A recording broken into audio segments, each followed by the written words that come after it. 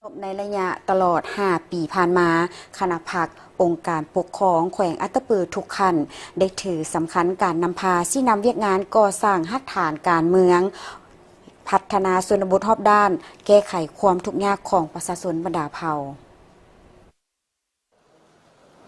สหายพลโทบรรทองกองมณีกรรมการศูนย์กลางพรรคเลขาพรรคแขวงเจ้าแขวงอัตตปือได้รายงานต่อกองประชุมใหญ่ผู้แทนองค์คณะพรรคแขวงครั้งที่12ในวันที่25 กันยายน 2025 นี้ว่าตลอดระยะ 5 ปีผ่านมาคณะพรรคองค์การปกครองแขวงทุกขั้นได้ถือสำคัญการนำพาชี้นำเวียกงานก่อสร้างหักฐานการเมืองพัฒนาชนบทรอบด้านแก้ไขความทุกข์ยากของประชาชนบรรดาเผ่า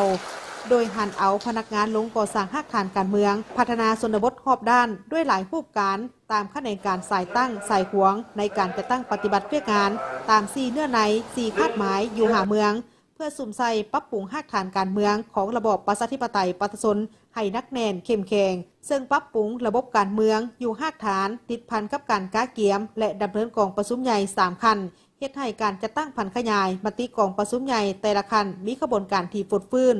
ได้ตั้งหน้าจัดสรรเต้าโฮมบ้านสร้างบ้านใหญ่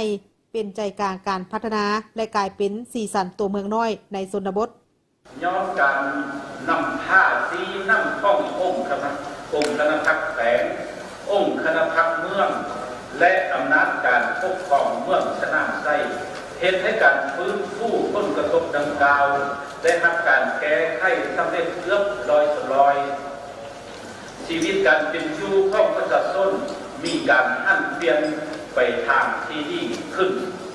นอกนั้นยังได้ผันขยายเนื้อในและทิศซี่น้ำอดีตประธานพรรคประธานประเทศในการสร้างบ้านประชาชนที่อยู่ดีกินดีตามทิศสังคมนิยมมาแต่หากฐานอยู่เมืองสนามไซซึ่งได้มอบสิทธิ์อำนาจให้แก่เมืองหลายขึ้นและเสริมขยายสิทธิ์เป็นเจ้าให้แก่การจัดตั้งบ้านและประชาชนเป็นเจ้าการพัฒนา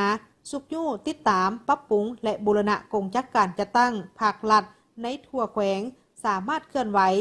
ตามสิทธิพลบทบาทของตนยกสูงบทบาทการนำพาซี่นำของคณะพรรครัฐแต่ละคันหันเข้าสู่กลไกการแบ่งสิทธิแบ่งอำนาจความรับผิดชอบให้แก่เมืองและเมืองลงสู่บ้านเป็นผู้ประทับหลายขึ้นอันพ้นเด่นก็แมนการหันพนักงานลักแรงของเมืองลงไปเป็นนายบ้านบางจุดที่โลแหลมเฮ็ดให้สามารถแก้ไขปัญหาอยู่หักฐานได้ดี